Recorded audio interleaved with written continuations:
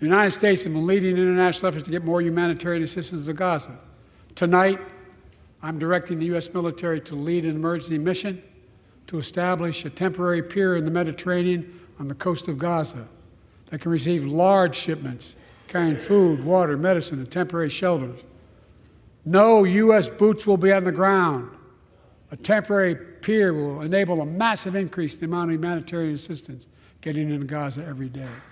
Israel must allow more aid into Gaza to ensure humanitarian workers aren't caught in the crossfire.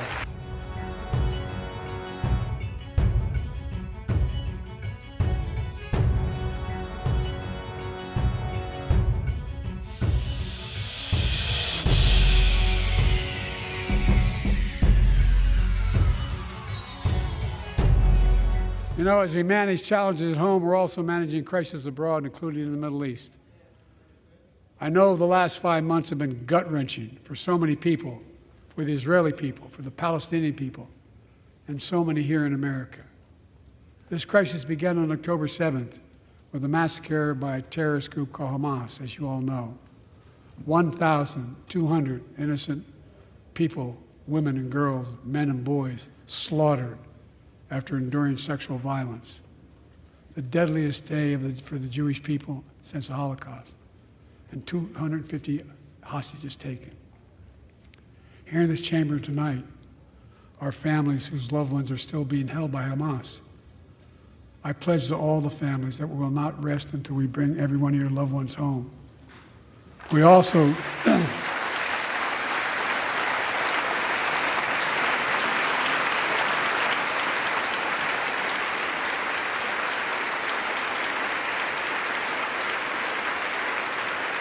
We will also work around the clock to bring home Evan and Paul, Americans being unjustly detained by the Russians and others around the world.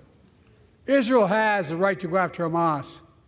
Hamas ended this conflict by releasing hostages, laying down arms, could end it by releasing the hostages, laying down arms, and surrendering those responsible for October 7th.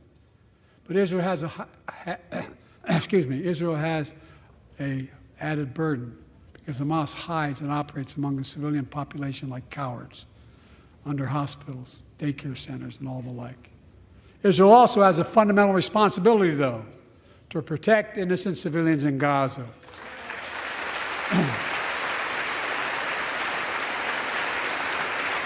This war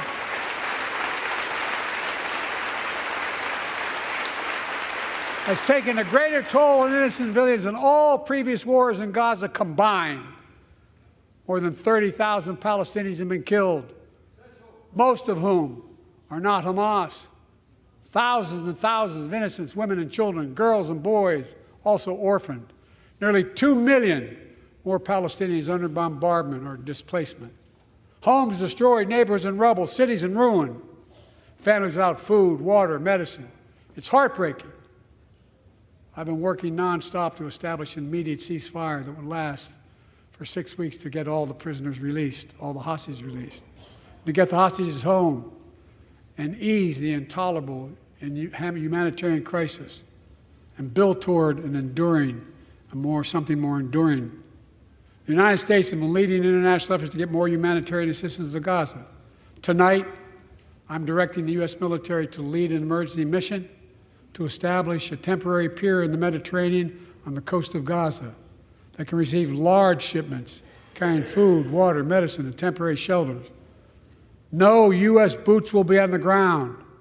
A temporary pier will enable a massive increase in the amount of humanitarian assistance getting into Gaza every day.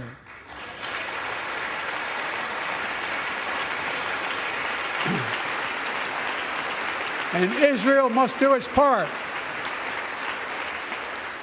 Israel must allow more aid into Gaza to ensure humanitarian workers aren't caught in the crossfire. And they're announcing they're going to have a crossing in northern Gaza. To the leadership of Israel, I say this: humanitarian assistance cannot be a secondary consideration or a bargaining chip. Protecting and saving innocent lives has to be a priority. As we look to the future, the only real solution to the situation is a two-state solution over time.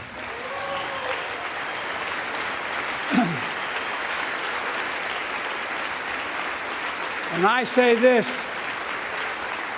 as a lifelong supporter of Israel. My entire career, no one has a stronger record with Israel than I do. I challenge any of you here. I'm the only American president of Israel in wartime. But there is no other path that guarantees Israel's security and democracy. There is no other path that guarantees Palestinians can live in peace with peace and dignity.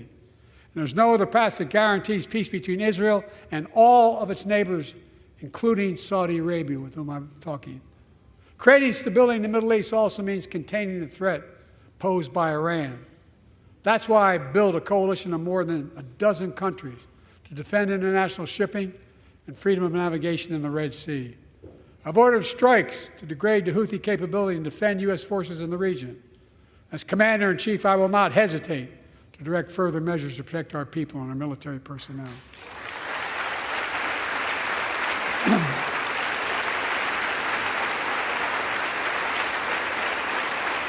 For years, I've heard many of my Republican and Democratic friends say that China is on the rise and America is falling behind.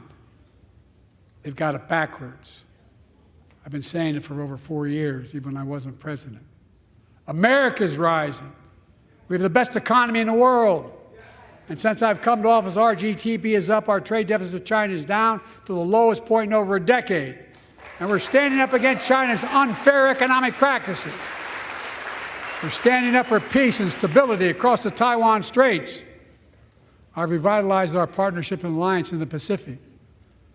India, Australia, Japan, South Korea, Pacific Islands. I've made sure that the most advanced American technologies can't be used in China, not allowing to trade them there. Frankly, for all this tough talk on China, it never occurred to my predecessor to do any of that. I want competition with China, not conflict. And we're in a stronger position to win the conflict of the 21st century against China than anyone else, for that matter, than any time as well. Here at home, I've signed over 400 bipartisan bills. But there's more to pass my unity agenda. Strengthen penalties on fentanyl trafficking. You don't want to do that, huh? Pass bipartisan privacy legislation to protect our children online. Harness the promise of AI to protect us from peril. Ban AI voice impersonations and more. And keep our truly sacred obligation to train and equip those we send into harm's way and care for them and their families when they come home and when they don't.